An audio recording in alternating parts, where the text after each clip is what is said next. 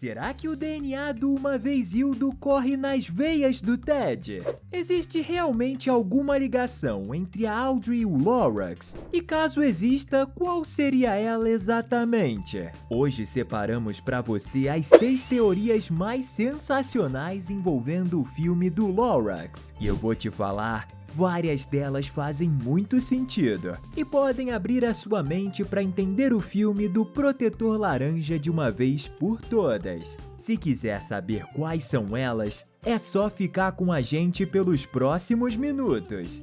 Pega a sua pipoca e vem comigo. Tá começando mais um Teen Videos. Se você já assistiu o Lorax pelo menos uma vez, além de todas aquelas músicas, danças e do rebolado super engraçado da garotinha que virou um meme mundial, vai se lembrar que a primeira vez que alguém cita o Uma Vez Hildo é a avó do Ted, na hora do jantar. A vovó Norma diz que Uma Vez Hildo é quem sabe o que aconteceu com todas as árvores. Ela então explica o caminho da casa dele, como se já estivesse estado lá.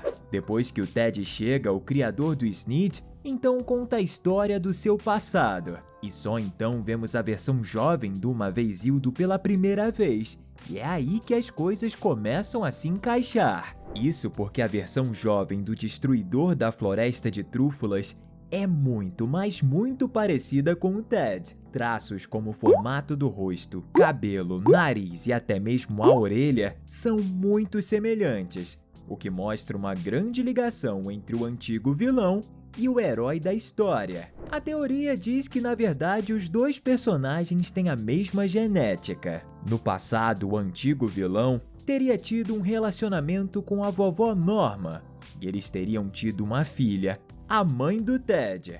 E esse não é o único indício da ligação sanguínea entre os dois personagens. No finalzinho do filme, quando vemos o velho Uma Vez Hildo saindo da sua casa para regar os brotos de trúfula, quando ele abre a porta por uma fração de segundos, podemos ver ao fundo um porta-retratos pendurado na parede da casa. E se você olhar bem, vai perceber que na foto existe uma pessoa com cabelo escuro e afro, mais ou menos como devia ser o cabelo da vovó Norma quando tinha a idade da mãe do Ted. Essa seria a prova da ligação entre Uma Vez Hildo e a Norma. E de certa forma, o Ted herdou dele a mesma força de vontade que o guitarrista de terno verde tinha, mas que ele usou pro mal. Mas ele usou essa determinação pro bem e conseguiu enfim plantar a trúfula no centro de Sneedville. Ao longo do primeiro filme, somente 3 pessoas sabem da existência passada das árvores. Os 2 primeiros têm a mesma idade e são bem idosos, sendo uma delas Norma, a avó do Ted,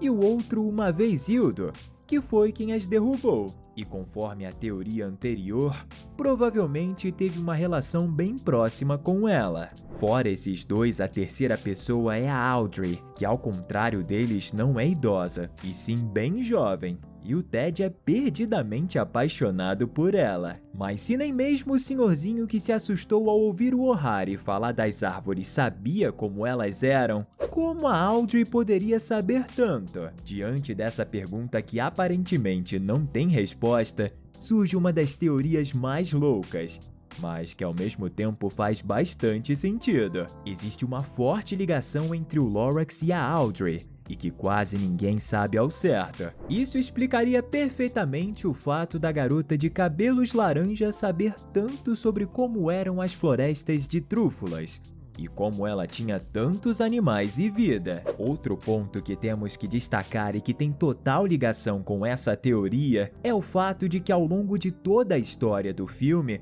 somente 2 personagens têm cabelos laranja, Audrey e Lorax, o que torna ainda mais nítido o fato que existe uma ligação direta entre os dois. Mas qual seria essa ligação exatamente? Pessoal, a partir desse ponto existem basicamente 2 possibilidades, e vem comigo que eu vou te contar tudo. A primeira delas seria de que Audrey e o Lorax teriam alguma ligação sanguínea, como se ela fosse neta dele. ou quem sabe filha, assim como Ted provavelmente é do Uma Vez Hildo. Apesar do Lorax ser meio mágico, a gente sabe que existem várias histórias mitológicas de filhos que foram gerados entre seres mágicos ou deuses e seres humanos. Nesse caso, a família da Audrey teria surgido dessa forma, o que teria uma chance bem grande.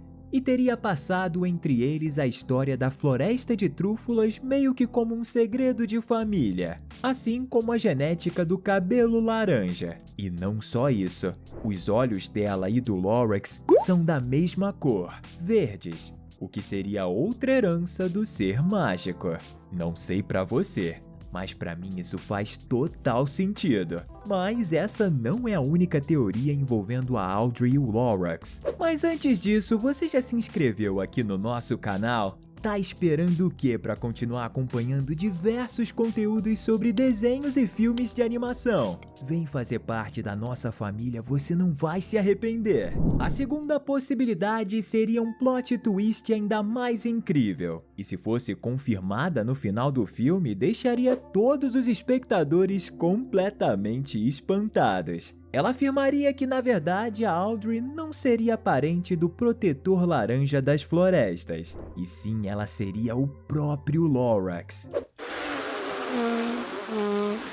Ele teria usado a sua magia para se personificar em uma aparência que seria ideal para induzir o descendente do Uma Vez Hildo a cumprir um propósito muito grande, que seria restaurar tudo que seu antepassado tinha destruído. Como o Lorax conhecia Uma Vez Hildo, ele sabia que uma das suas características era a força de vontade quase imparável. E ele saberia que o neto do seu antigo conhecido poderia muito bem ter herdado essa mesma vontade. E ao se transformar na Audrey, ele estaria dando ao garoto a motivação que ele precisaria para cumprir a sua missão, de restaurar a Floresta de Trúfulas. Se for esse o caso, pode ter certeza que o plano do Lorax deu muito certo.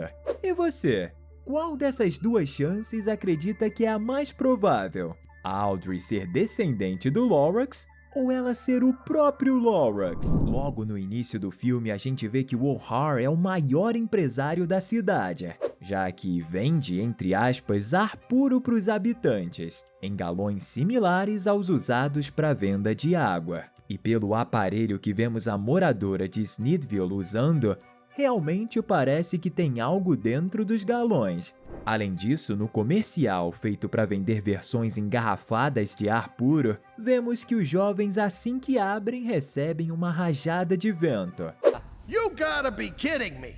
You really think people are stupid enough to buy this? Mas se todo o ar ao redor da cidade é poluído, de onde que ele tira ar puro? A resposta é simples, gente, ele não tira. Na verdade, ele vende para os seus clientes somente a ideia de ar puro, quando na verdade os galões e garrafas estão completamente vazios. Por isso ele não coleta esse ar, ele só vende a ideia de que ele existe, o que torna ele um salafraio ainda maior. Snidville foi uma cidade fundada em função da criação do Uma Vez Hildo, o Snid, que servia para tudo e nada ao mesmo tempo, já que é algo totalmente supérfluo. Mas mesmo depois da falência da fábrica de Snids, a cidade permaneceu lá e existe até os dias de hoje. E o detalhe que chama a atenção é o fato de que quando Ted sai da cidade, a gente pode ver que existe uma nítida diferença entre o céu do lugar e o céu que existe no restante do espaço, onde antes era a Floresta de Trúfulas,